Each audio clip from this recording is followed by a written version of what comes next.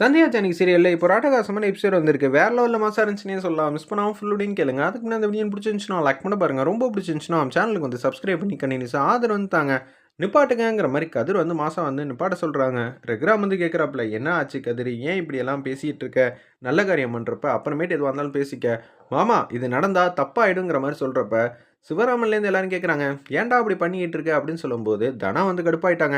இவனுக்கு இதே வேலையா போச்சு. டே கதிரு, தேவையில்லாம என் நிச்சயதார்த்தத்தில் மட்டும் ஏதாவது பிரச்சனை பண்ணான்னு வச்சுக்கேன், அப்புறம் அவ்வளோதான். என்னம்மா, நான் இத்தனை நாளாக வந்து விளையாட்டுக்கு சொல்கிறேன்னு நினச்சிட்டு இருந்தேன். அப்போ நான் விளையாட்டுக்கு தான் சொன்னேன். ஆனால் இப்போ உண்மையாக தான் சொல்கிறேன் மாமா, இந்த நிச்சயதார்த்தம் நடக்கவே கூடாது. பாருமா இவன் எப்போ பார்த்தாலும் இப்படியே பேசிக்கிட்டு இருக்கான் அப்படின்னு சொல்லும்போது ஜானகி வந்து கேட்குறாங்க, ஏன்டா அது மாதிரிலாம் பண்ணிக்கிட்டு இருக்க, கொஞ்சம் அமைதியாக இருக்க மாட்டியா அப்படின்னு சொன்னோன்னே ரகுராம் வந்து அப்படியே எதுவும் தெரியாமல் பார்த்துக்கிட்டே இருக்காங்க. புவனேஸ்வரி வந்து கடுப்பாயிட்டாங்க. என்ன ரகுராம், உங்கள் வீட்டுக்கு வந்து சம்பந்தம் பண்ணதுலேருந்து இப்போ வரைக்கும் எங்களை அசிங்கப்படுத்துறதே வந்து குலத்தொழிலாக வச்சுக்கிட்டு இருக்கீங்க. யார் இவன்? சின்ன பையன். என் முன்னாடி நிக்க கூட அவனுக்கு தகுதி இருக்கா இல்லையான்னு தெரியல. ஆனா உன்னோட சொந்தக்காரங்கிற ஒரே காரணத்துக்காக தான் நான் பார்த்துக்கிட்டு அமைதியா இருக்கேன். இல்லன்னு வச்சுக்கயேன், நான் என்ன செய்வேன்னு எனக்கே தெரியாதே. என்ன செய்வ? உன்னால என்னதான் செய்ய முடியும்? என்ன மீறி தனாவோட வாழ்க்கைய யாராலயும் வந்து பறிக்க முடியாதுங்கிற மாரி மாஸ் பண்றாங்க கதிரு. என்னப்பா எல்லாரும் அமைதியா நின்னு சின்ன பையன் பேசுறதெல்லாம் நான் வேடிக்கை பார்க்க வைக்கிறீங்க? என்ன நினைச்சிட்டு இருக்கீங்க? அப்படி என்னடா நீ கண்டுபிடிச்சு வச்சிருக்க? அப்படின்னு புவனேஸ்வரி வந்து பேசினோன்னா கடுப்பாயிடுறாங்க அந்த இடத்துல கதிரு. என்னம்மா ரொம்ப நல்லவங்க மாதிரி இத்தனை நாளாக வேஷம் போட்டிருக்கீங்க. கொஞ்ச நேரத்துக்கு முன்னாடி கூட என்கிட்ட வந்து சவால் விட்டுருந்தான். ஏய் நான் எப்படா உங்ககிட்ட பேசினேன் அப்படின்னு கார்த்தி வந்து கேட்குறாங்க. தனோ நீ எதுவும் நம்பாதம்மா, இவன் ஏதோ வந்து மனசில் ஒன்று வச்சுக்கிட்டு தான் இந்த கல்யாணம் நடக்கக்கூடாதுன்னு சொல்லிட்டு பர்ஃபார்ம் பண்ணிக்கிட்டு இருக்கான். இது எனக்கு டோட்டலாக வந்து பிடிக்கவே இல்லை அத்தை. நீங்கள் எதுவும் கேட்க மாட்டீங்களான்னு ஜானகியை பார்த்து கார்த்தி வந்து கேட்குறாங்க அந்த இடத்துல நல்ல பையன் மாதிரி. ஏன்டா இப்படி பிரச்சனை பண்ணிக்கிட்டு இருக்க? அத்தை நான் பார்த்தா வந்து பிரச்சனை பண்ணுற மாதிரியா தெரியுது. நான் எல்லா விஷயத்துலையும் வந்து விளையாட்டாக இருப்பேன், அது எல்லாருக்கும் உங்களுக்கு தெரியும். ஆனால் இந்த குடும்பத்தில் ஏதாவது ஒரு பிரச்சனைனா நான் பார்த்துட்டு சும்மா இருக்க மாட்டேன். மாயா எப்படி இந்த குடும்பத்துக்காக தியாகம் பண்ணுறாளோ அதே மாதிரி தான் செய்வேன். என்னை மீறி எந்த பிரச்சனையும் வந்து வரவும் விட மாட்டேன். அது மட்டும் இல்லாமல் நம்ம குடும்பத்துக்கு ஏதாவது பிரச்சனைனா முன்னாடி வந்து நானும் வந்து நிற்பேங்கிற மாதிரி அதிரடியாக வந்து பேசுகிறாங்க. கார்த்தி பற்றி இருக்கிற ஆதாரம் பூர்வமாக ஒரு பொண்ணு வந்து சொல்ல போகிறா. எந்த பொண்ணுடா, உண்மையிலே வரப்போகிறாளா அப்படின்னு சொல்லும்போது அங்கே பாருமா யார் வரான்னு பார்த்தா திவ்யா வந்து வராங்க. செம மாசா இருந்துச்சுன்னே சொல்லலாம். என்ன சொல்கிற பசுபதி, நம்ம ஆல்ரெடி வந்து வித்யாவை தான் தூக்கிட்டு போயிட்டோமே, இவ எப்படி இங்கே வந்தா தெரியலையே அப்படின்னு சொல்லி யோசிச்சுட்டு இருக்காங்க. முதல்ல வித்யா வந்து இங்கே வந்திருக்கானா, இவனுக்கு எப்படி தெரிஞ்சிருக்கும்? ஒன்றும் புரியல. இல்ல அத்தை, நான் தான் கொஞ்சம் ஓவராக வந்து பர்ஃபார்ம் பண்ணிட்டேன். நீ வந்து ஆசைப்பட்டு இங்கே பொண்ணு வர வச்சு என் கல்யாணத்தை நிப்பாட்டணும்னு சொல்லி பார்த்துக்கிட்டு இருக்கல்ல, நாங்கள் அந்த பொண்ணை கூட்டிகிட்டு போயிட்டோம்னு சொன்னேன். சொல்லி 1/2 மணி நேரம் தான் ஆச்சு. அதுக்குள்ள எப்படி கூட்டிட்டு வந்தான்னு தெரியவே இல்ல அப்படின்னு சொல்லிட்டு இருக்கிறப்ப, இவங்க யாருப்பா? இவங்களுக்கும் இந்த கல்யாணத்துக்கும் என்ன சம்மந்தம் இருக்கு? நம்ம வீட்டுக்கும் இவங்களுக்கும் 1% கூட சம்மந்தம் இல்ல. அப்படின்னு சொல்லும்போது, அப்புறம் எதுக்குப்பா இவங்கள கூட்டிட்டு வந்தேன்னு மணி வந்து கேட்குறாங்க.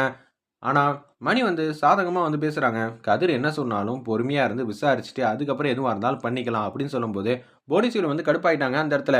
என்ன மணி, அந்த பையனுக்கு வந்து சாதகமா வந்து பேசுறீங்க. எங்க மேல மதிப்பு மரியாதை இல்லையா? ஒரு நிமிஷம் அமைதியா இருங்க. உங்க மேல தப்பு இல்லன்னா, நீங்க எதுக்கு வந்து குதிக்கிறீங்க? எனக்கு ஒண்ணுமே புரியலையே. அமைதியா இருங்க.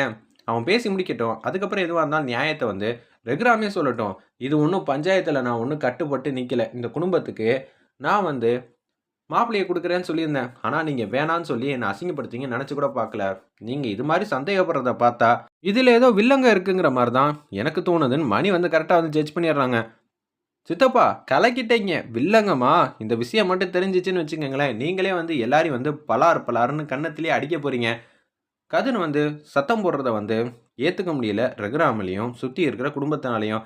தனா வந்து இந்த கல்யாணத்த நிப்பாட்டணும்னே முடிவு பண்ணிட்டான். எனக்கு கல்யாணமே வேணாங்கிற மாரி சொல்றப்ப, ரகுராம் வந்து "என்னடா நெனச்சுக்கிட்டு இருக்க?" அப்படின்னு சொல்லி கத்துனோனே, "மச்சான் நிப்பாட்டுங்கன்னு" சொல்லி மணி வந்து நிப்பாட்டுறாங்க. கதிர் எது சொன்னாலும் நியாயமா தான் இருக்கும். அவன் வந்து, "நீங்க வளர்த்த பையன் மச்சான். கொஞ்ச நேரம் அமைதியா இருங்கன்னோனே, கொஞ்சம் என்ன 5 நிமிஷம் பேச விட்டீங்கன்னா, எல்லாத்தையும் வந்து நிரூபிச்சு காட்டிருவேன்.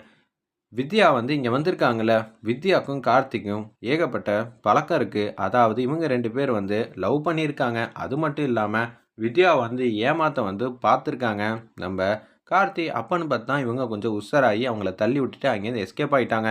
இதான் நடந்துருச்சு. இப்படிப்பட்ட பையனுக்கு தான் நீங்க உங்க பொண்ண தரணும்னு சொல்லிட்டு யோசிச்சுட்டு இருக்கீங்களா? அப்படின்னு சொல்லும்போது, கடுப்பாயிட்டாங்க தனா. தனா வந்து கிட்டக்க வந்து, "கார்த்திய பத்தி தப்பு தப்பா வந்து பேசுறியாடா?" அப்படின்னு சொல்லி கன்னத்திலேயே பலார் பலார்ன்னு கதிர வந்து அடிக்கிறாங்க. உடனே நிப்பாட்டுமா, தேவையில்லாம பிரச்சனை பண்ணாத. உன் வாழ்க்கை நல்லா இருக்கணும் தான் அவன் இப்படி பேசுறான்னு சொல்லி தனாவ வந்து தடுக்கிறாங்க நம்ம மணி.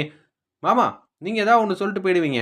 ஆனா என்னாலலாம் சத்தியமா வந்து நம்பவே முடியல அப்படின்னு சொல்கிறாங்க. அந்த இடத்துல நம்ம தனலட்சுமி, நீ கொஞ்ச நேரம் அமைதியா இரு. நாங்க தான் இருக்கோம்ல. விசாரிக்கிற வேண்டிய பெரியவங்க நாங்க அமைதியா நிக்கிறப்ப, நீ என்ன இப்படி பேசிக்கிட்டு இருக்க? அப்படின்னு சொல்லி, அந்த இடத்துல சிவராமன் வந்து தனாவ தனியா கூட்டிட்டு வந்துடுறாங்க. பத்மாவும், பார்வதி வந்து சந்தேகப்படுறாங்க அந்த இடத்துல. கதிர் வந்து நம்ம வீட்டு பையன். இதுல தெள்ள தெளிவான முடிவு வந்து எடுத்தே ஆவணும். அவன் இது மாரிலாம் வந்து முன்ன பின்ன தெரியாத பொண்ண வந்து கூட்டிட்டு வந்து, இங்க கல்யாணத்துல குழப்பம்லாம் பண்ண மாட்டான். பார்வதி, என்ன சொல்றீங்க பத்மா? அப்படின்னு சொல்லி மணிலேருந்து எல்லாரும் வந்து கேட்டோனே, ஆமாங்க. சொல்றதும் வாஸ்தவமான பேச்சு தான். கதிர் நம்ம வீட்டு பையன் தான். நீங்க சொல்றத பார்த்தா, எனக்கும் மாப்பிள்ளை மேல சந்தேகமா தான் இருக்குங்கிற மாரி தான் எல்லாரும் ஒரு மாரியா வந்து பார்த்துட்டு இருக்காங்க. என்னங்க நெனச்சுக்கிட்டு இருக்கீங்க? என் மேல சந்தேகப்படுறீங்க. நான் என் பையன வந்து நல்ல விதமா தான் வந்து வளர்த்து வச்சிருக்கேன். கடைசி நேரத்தில இது மாரி நம்ம 2 பேர் குடும்பம் தான் வந்து சம்மந்தம் பண்றது, இந்த கதிருக்கு வந்து புடிக்கலன்னு நெனைக்கிறேன். அதனால தான் யாரோ ஒரு பொண்ண வர வச்சு, இது மாரிலாம் பேசிக்கிட்டு இருக்காங்க.